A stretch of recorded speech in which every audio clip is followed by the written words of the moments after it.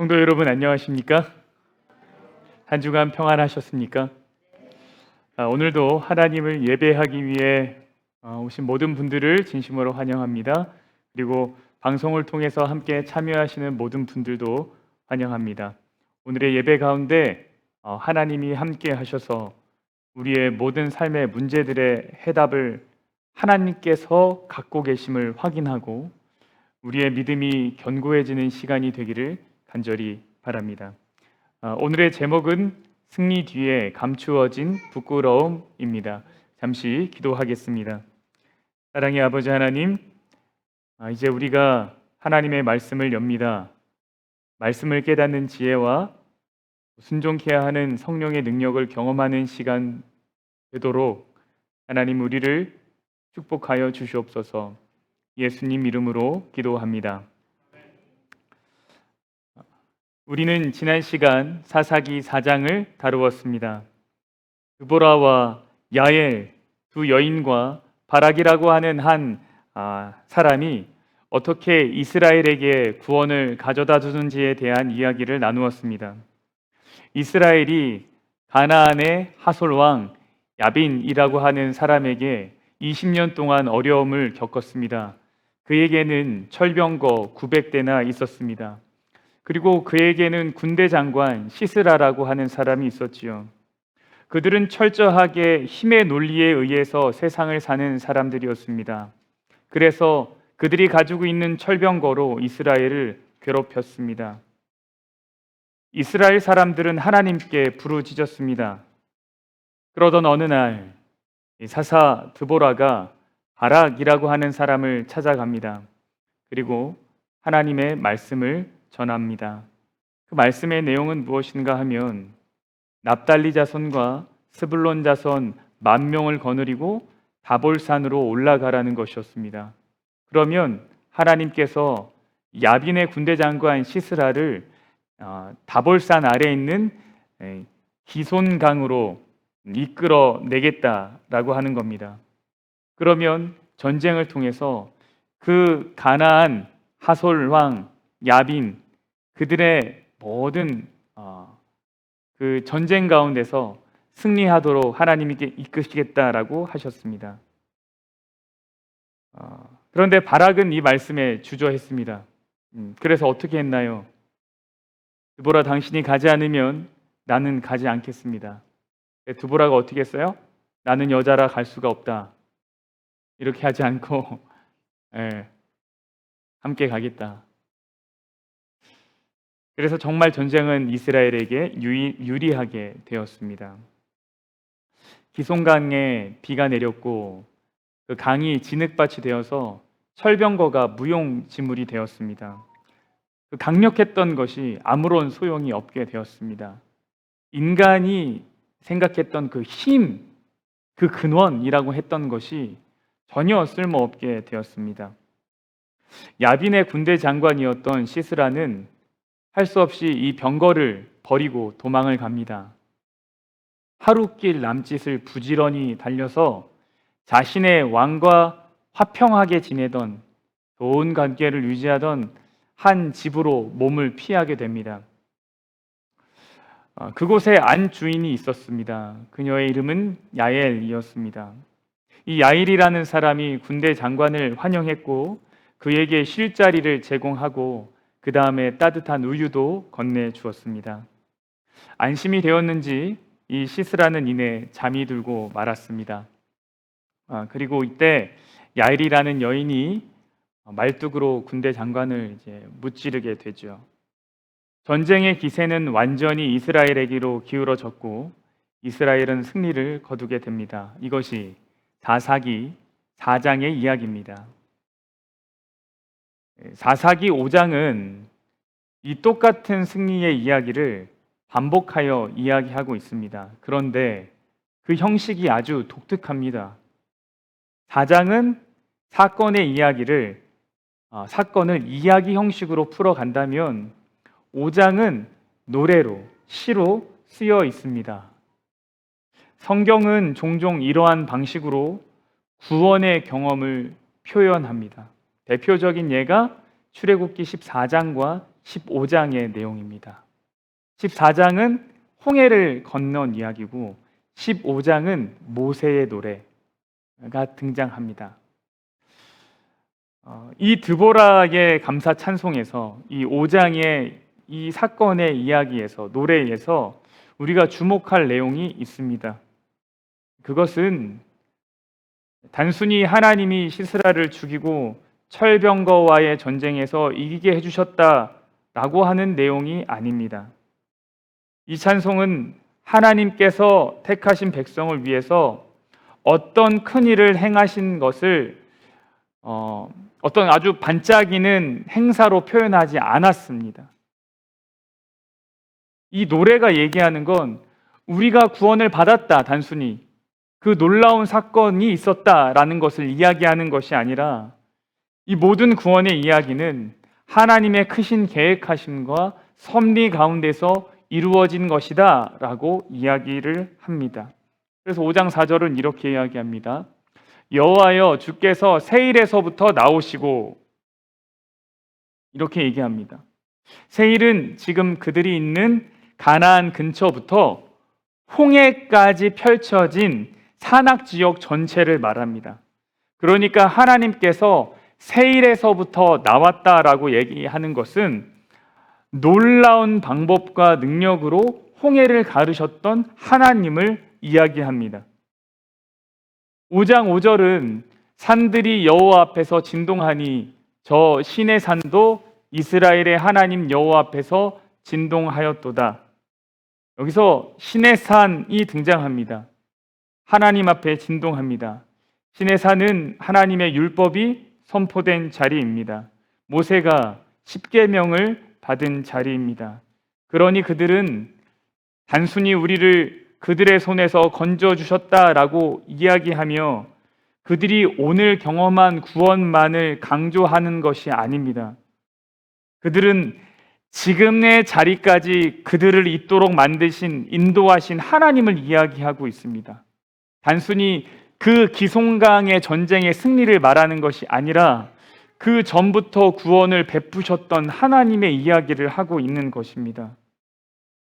지난 수요일 아침 일찍 새벽 기도회가 끝나고 서둘러 집을 나섰습니다. 그리고 우리 라지언 집사님이 수술하시게 될 병원으로 갔습니다. 그래서 수술을 받기 전 함께 만나서 기도하기 위함이었습니다. 수술을 기다리고 있는 그 공간이 있었습니다. 웨이팅 룸이 있었는데 우리 임순인 집사님이랑 그리고 우리 나 사장님과 함께 그 넷이서 잠깐 기도하는 시간을 가졌습니다. 그 기도를 하기 전에 제가 이렇게 말씀을 드렸습니다.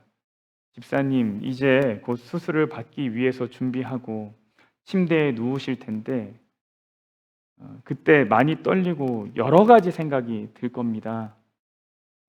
언제 마취를 하게 될까? 긴장하는 마음에 이것이 잘 될까? 어떨까? 근데 그럴 때 다른 생각하지 마시고 지금까지 집사님을 지켜주시고 인도하셨던 하나님을 생각하는 시간을 가지세요. 제가 이렇게 말씀을 드렸습니다. 그랬더니 그 씩씩하던 집사님의 눈에서 이렇게 눈물이 흘렀습니다. 여러분, 구원은 어떤 한 번의 이벤트가 아닙니다. 그것은 계속해서 하나님이 이루고 계신 이야기입니다. 어떤 잠깐의 사건이 아닙니다. 우리의 삶은 어떤 단편의 조각으로 나누어질 수가 없습니다. 우리의 모든 이야기는 연결되어 있습니다. 하나님의 구원의 이야기도 연결되어 있습니다. 그분은 한 번도 우리를 향한 구원의 계획을, 구원의 이야기를 놓으셨던 적이 없습니다. 끊임없이 계속해서 일하고 오셨고 그것은 서사입니다. 그런데 우리의 감사는 단편의 조각으로 나누어질 때가 있습니다.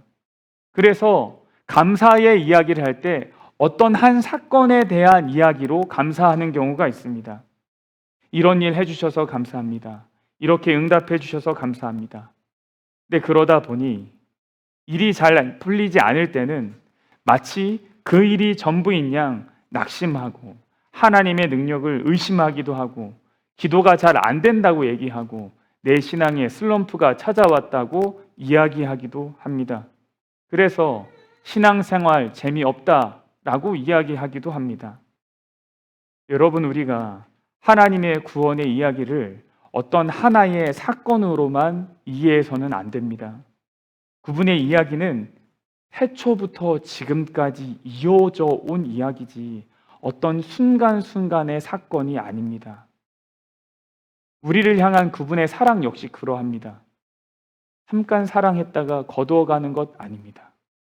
끊임없이 놓치지 않고 이어져 온 사랑이 그분의 사랑 이야기입니다. 그러니 어느 한순간 한순간에 일비하지 않아도 됩니다.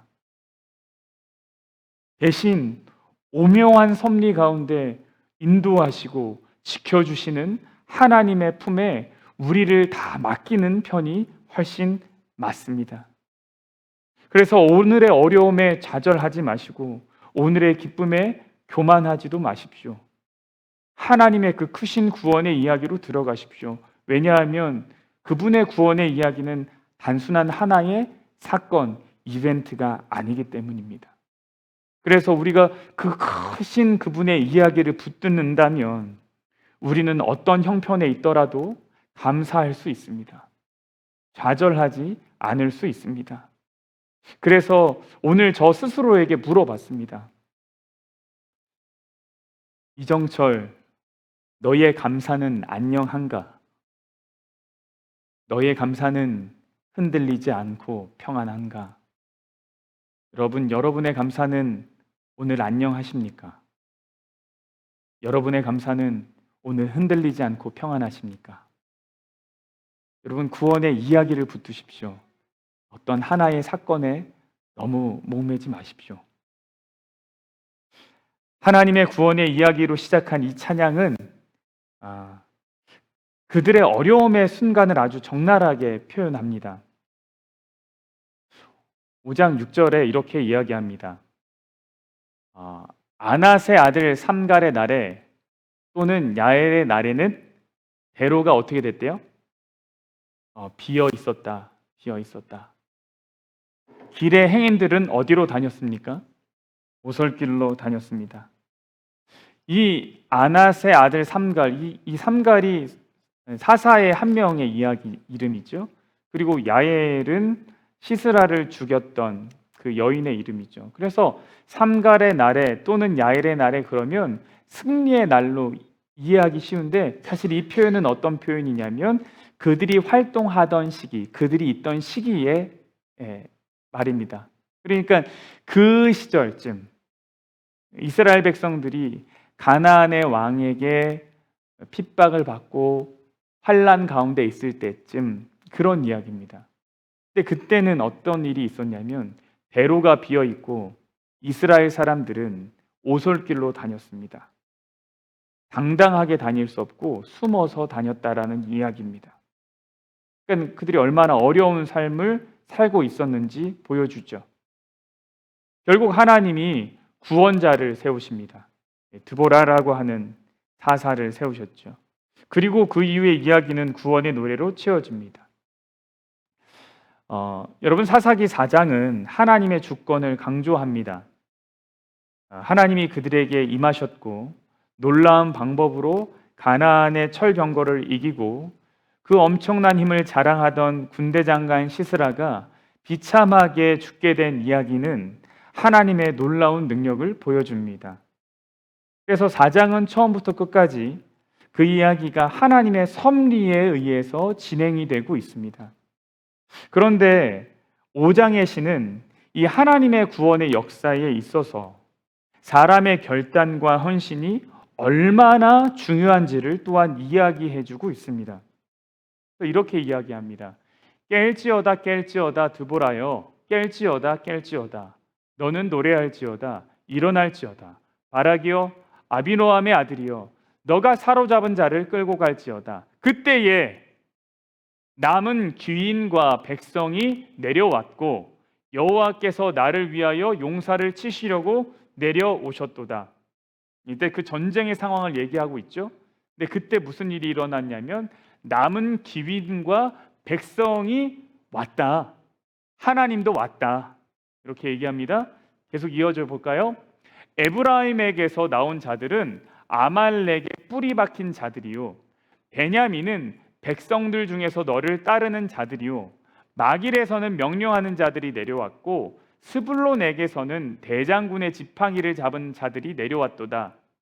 이사갈의 방백들이 드보라와 함께하니 이사갈과 같이 발락도 그의 뒤를 따라 골짜기로 달려 내려가니 르우벤 시냇가에서 큰 결심이 있었도다. 여러분, 지금 이 이야기가 어떤 장면인지 좀 상상이 가십니까? 전쟁을 하고 있는데 그 전쟁을 드보라와 바락만 한 것이 아니라 그 전쟁 가운데 에브라임이 참여하고 베냐민이 참여하고 마길에서도 내려왔고 스불론도 참여했습니다. 대장군의 지팡이를 잡고 내려왔죠. 이사갈도 참여했습니다. 그리고 르우벤은 무엇했나요? 르우벤은 시냇가에서 큰 결심을 했습니다. 근데 이 결심이라는 것이 좀 이상합니다. 5장 16절을 볼까요? 이 5장 16절은 이거는 개역 한글판 번역입니다. 근데 이 르우벤 시냇가에서 큰 결심이 있었도다, 그 이야기가 뭐라고 나와 있냐면 16절에선 똑같은 비슷한 이야기인데 르우벤 시냇가에서 마음에 크게 뭐가 있다고 말합니까? 살핌이 있었다라고 말합니다. 근데 그 앞에 무슨 얘기가 있나요? 16절에 너가 누굽니까? 르우벤이에요. 르우벤, 너가 양의 우리 가운데 앉아서 목자의 저 부는 소리를 들음은 어찌미뇨? 르우벤 시냇가에서 마음에 크게 살핌이 있도다. 책망이 나와요. 다른 지파들은 다 전쟁에 참여한다고 막 나아가고 있는데 르우벤은 뭐 하고 있냐면 책망을 받습니다. 너 왜 여기 앉아 있느냐?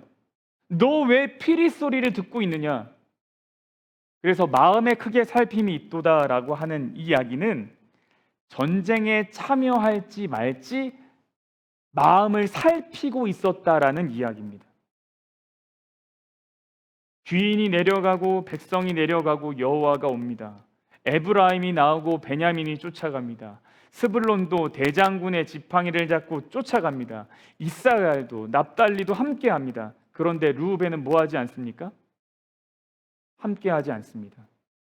앉아서 피리 소리를 듣고 있습니다. 갈지 말지, 전쟁에 내가 지금 갈까 말까를 고민하고 있습니다. 그래서 쉬운 성경은 이렇게 번역을 했어요. 이사갈의 지도자들이 드보라와 함께 있었다네. 이사갈의 백성은 바락에게 충성하였다네. 그들은 골짜기까지 바락을 따라갔다네. 르우벤 사람들은 어찌해야 할지 몰라 망설이고 있었다네. 전쟁을 하고 있는 가운데서도 여전히 뭐하고 있습니까? 망설이고 있습니다. 어찌하여 너희는 양떼 곁에 머무르고 있느냐? 양떼를 위해 부는 목동의 피리를 소리를 듣기 위함이냐? 르우벤 사람들은 어찌해야 할지 몰라 망설이고 있었다네. 이 전쟁에 참여하지 않은 지파들이 있습니다. 길르앗은 요단 저편에 거하거늘 다는 배에 머무름은 어찌미뇨? 아셀은 해변에 앉고 자기 시냇가에 거하도다. 그래서 전쟁에 참여한 지파와 전쟁에 참여하지 않은 지파가 나뉩니다. 승리의 노래 가운데 부끄러움이라는 것은 바로 이것입니다. 사람들은 말합니다. 먹고 살려면 일해야지. 모두가 다 전쟁터에 나가서 싸우다가 죽으면 어떡하려고 하느냐? 이 영적 전쟁에 참여하지 않을 만한 나름의 충분한 이야기가 다 있습니다. 그것은 오늘날도 마찬가지입니다. 교회에 일꾼이 부족하다는 소리는 듣지만 넘친다는 이야기는 잘 듣지 못합니다. 여러분, 오늘날 우리 세대는 전쟁 비유를 썩 좋아하지 않습니다. 우리는 예수님을 따르는 것을 전쟁보다는 여행 혹은 라이프 스타일로 생각하기를 좋아합니다. 그래서 spiritual journey라고 하는 말을 잘 사용합니다. 우리는 전 세계에서 가장 주목받고 영향력이 있는 미국이라는 나라에서 살고 있습니다. 모두가 대걸이라고 말할 수는 없겠지만 적당한 보금자리를 갖고 있으며 당장 굴러갈 차도 가지고 있고 내가 먹고 남을 만큼의 넉넉한 음식도 있습니다. 우리는 나름 멋진 아름다운 풍경의 집에서 향이 좋은 차를 마실 여유도 가지고 있습니다. 그런데 우리의 삶은 왜 피곤할까요? 왜 우리는 이렇게 지쳐 있습니까? 몸이 아니라 마음은 왜 지쳐 있나요? 왜 매일이 예수님을 계속해서 따르는 충성스러운 제자로 살아남기 위해 어떤 전쟁 같은 것을 해야만 한다고 느낄까요? 여러분, 그것이 실제 전쟁이기 때문 아니겠습니까? 우리 내면에 일어나고 있는 투쟁에 대해서 우리는 쉽게 간과할 때가 있습니다. 그래서 전쟁에 참여하지 않는 그런 선택을 할 때가 있습니다. 그러나 여러분, 이 내면의 투쟁을 외면한다면 우리의 삶의 방향은 세상의 그것과 다름이 없을 것입니다. 투쟁이라는 것, 저항이라는 것, 이것은 항상 무엇인가를 거스르는 것으로부터 나오기 때문입니다. 지난주 한 분이 우리 교회를 방문했습니다. 그는 비즈니스로 여행 중인 사람이었는데 예배가 시작하기도 전에 아주 씩씩하고 활기찬 모습으로 교회로 들어왔습니다. 우리 교우 중에 한 분이 그분과 잠깐의 대화의 시간을 가졌습니다. 그는 재림 기별을 받아들인 후 마지막 시대의 증인의 삶을 살기로 결심하고 실제로 그렇게 살고 있는 사람이었습니다. 우리 교우 중에 한 분이 아주 깊은 인상을 받으셨던 것처럼 보입니다. 어떤 사람은 그 손님의 독특한 행색에 그다지 호감을 느끼지 못할 수도 있습니다.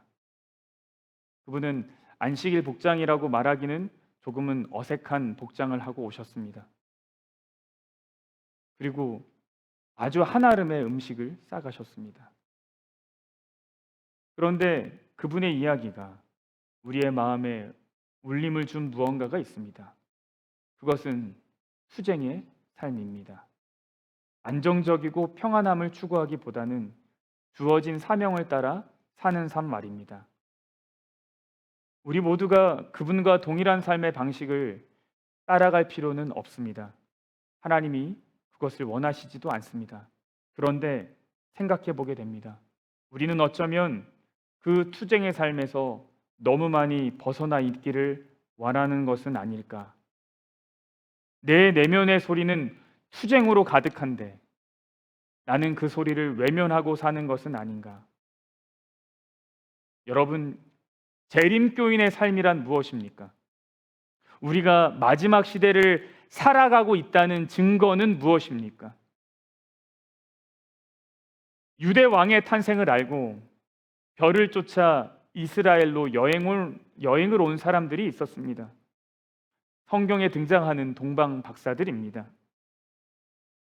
그들에게는 이 여행이, 다시 말해서 유대의 왕을 찾아 떠나는 이 여행 중에 이것이 확실하다고 하는 증거 두 가지가 있었습니다.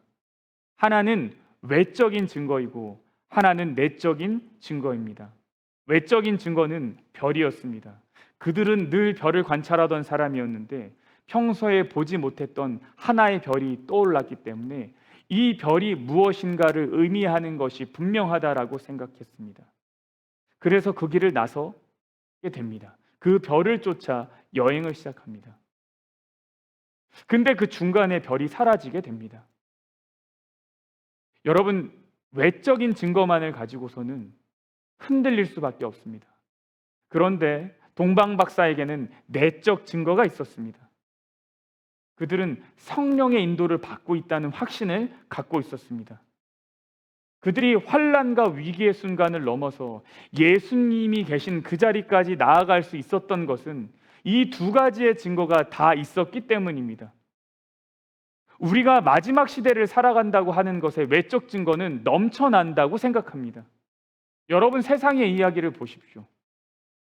분노하면 쉽게 죽이는 세대가 되었습니다. 세상의 기후는 이루 말할 수 없이 곤란한 형편에 처해지게 되었습니다. 많은 사람들이 이로 인해 울부짖게 됩니다. 근데 이야기가 낯설지가 않습니다. 왜냐하면 성경에 이미 기록된 이야기이기 때문입니다. 우리가 아닌 믿음이 없는 사람들조차도 말세가 되었다고 염려합니다. 외적 증거는 넘쳐납니다. 우리가 마지막 시대를 살고 있다는 외적 증거요. 그런데 우리에게 있는 내적 증거는 무엇입니까? 우리가 이 여행을, 이 여정을 끝까지 가게 하는 내적인 증거 말입니다. 우리가 정말 투쟁하는 삶을 살고 있습니까? 성령의 인도하심에 귀 기울여 사는 그러한 삶을 우리는 살아가길 원합니까? 바울은 신자의 삶이 투쟁의 삶이라고 말합니다. 이기기를 다투는 자마다 모든 일에 절제하나니 저희는 썩은 면류관을 얻고자 하되 우리는 썩지 아니할 것을 얻고자 하느라. 그러므로 내가 다름질하기를 향방 없는 것 같이 아니하고 싸우기를 허공을 치는 것 같이 아니하여 내가 내 몸을 쳐 복종하게 함은 내가 남에게 전파한 후에 자기가 도리어 버림이 될까 두려워함이로다. 여러분, 우리의 삶은 투쟁의 삶입니다. 내가 그 단어를 좋아하든지 혹은 좋아하지 않든지 상관없이 우리 내면에 일어나는 투쟁의 소리를 귀 기울여야 합니다. 그래서 투쟁에 참여하지 않는 자로 남으면 안 됩니다. 하나님은 이 구원의 노래를 홀로 부르게 하지 않으셨습니다. 하나님은 이 노래를 함께 부르게 하셨습니다. 그러니 우리는 전쟁에 함께 나가야 합니다. 믿음의 투쟁에 함께 해야 합니다. 어느 한 개인의 문제가 아니라 모두의 문제입니다. 형제라고 하는 지파들은 이 일에 동참하지 않았습니다. 그런데 오히려 야엘이라고 하는 한 이방 여인은 이 일에 동참하게 됩니다. 어떻게 이런 일이 있을 수 있을까요? 그런데 우리가 이런 일을 볼 것입니다. 형제인 줄 알았으나 함께 믿음의 대열에 동참하기를 거절하는 사람들이 있을 것이고 자신의 생업과 이익에 바쁜 사람들을 볼 것입니다. 그리고 이외로 이런 일에는 관심이 없고 참여하지 않을 것 같아 보이던 사람이 이 믿음의 대열에 자신의 삶을 버리고 참여하게 되는 일도 있을 것입니다. 여러분은 어디에 서시길 원하십니까?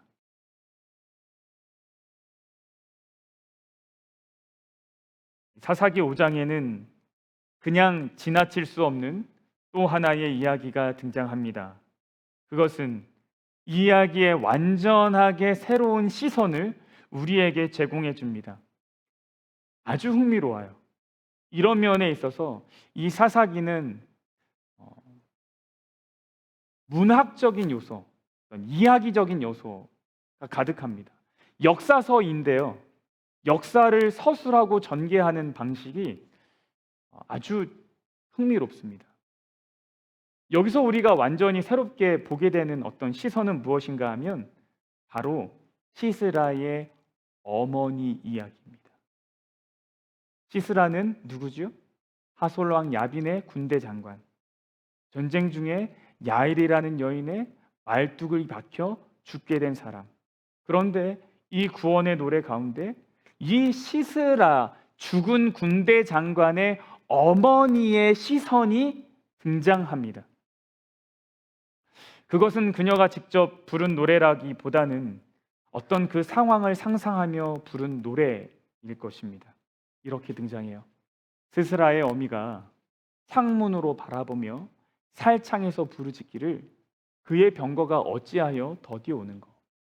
그의 병거 바퀴가 어찌하여 더디 구는고 하며 그 지혜로운 시녀들이 대답하였겠고 그도 스스로 대답하기를 그들이 어찌 노량물을 얻지 못하였으리랴 그것을 나누지 못하였으리랴 사람마다 한두 처녀를 얻었으리로다 시스라는 채색 옷을 노략하였으리니 그것은 수놓은 채색 옷이리로다 곧 양편에 수놓은 채색 옷이리니 노력한 자의 목에 꿈이리로다 하였으리라.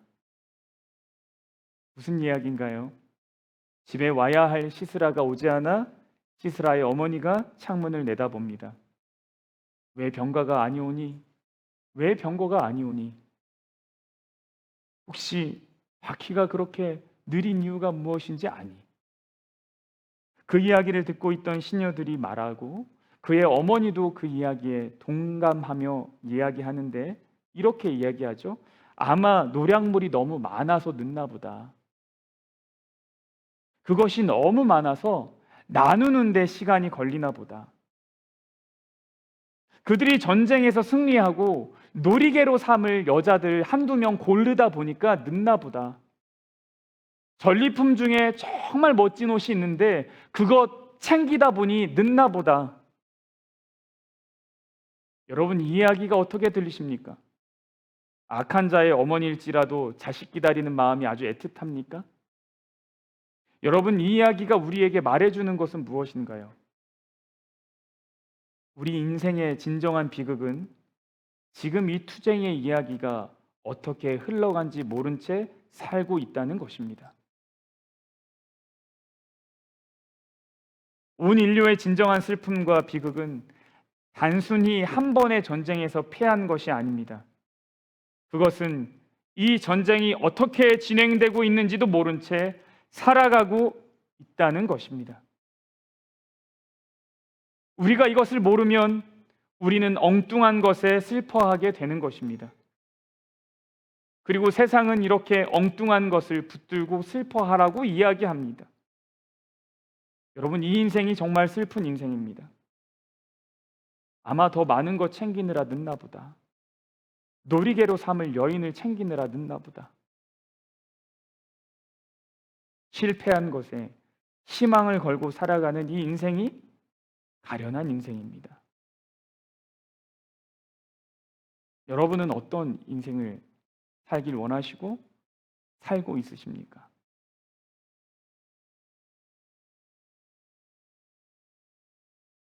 이 세상의 이야기, 이 전쟁 같은 이야기, 그 뒤에 있는 정말 진짜 전쟁의 이야기가 무엇인지를 보고 사시는지, 아니면 그냥 외면한 채 다른 엉뚱한 것을 기뻐하고 슬퍼하며 사시는지.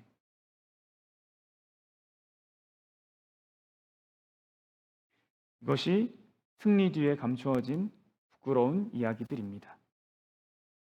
오늘의 이야기를 정리하겠습니다. 우리의 구원은 한순간의 이벤트가 아닙니다. 그것은 대서사입니다. 그 큰 이야기를 온전히 의지할 때 우리의 감사는 흔들림이 없습니다. 여러분, 구원의 이야기는 공동체의 투쟁입니다. 우리 마음 가운데 다시 믿음의 투쟁이 시작되는 오늘 저녁이 되기를 간절히 바랍니다. 여러분, 진정한 비극은 우리네 인생에 진정으로 일어나는 일이 무엇인지를 모르고 헛된 것에 희망을 품고 사는 것입니다. 마치 시스라의 어머니처럼 말입니다. 한 주간의 삶의 구원의 이야기를 마음껏 경험하는 우리가 되기를 바랍니다. 믿음의 투쟁을 위해서 다시 하나님과 나만의 기도처에 가서 간구하고 울부짖고 다시 하나님의 구원의 이야기를 더 분명하게 마음에 담아내기를 바라는 한 주가 되기를 바랍니다. 그래서 헛된 것에 슬퍼하는 것이 아니라, 헛된 것에 눈물을 흘리는 것이 아니라, 거짓에 희망을 품는 것이 아니라 진정한 것, 영원한 것, 변함이 없는 것에 우리의 희망을 두는 한 주가 되기를 간절히 바라면서 말씀을 마치겠습니다.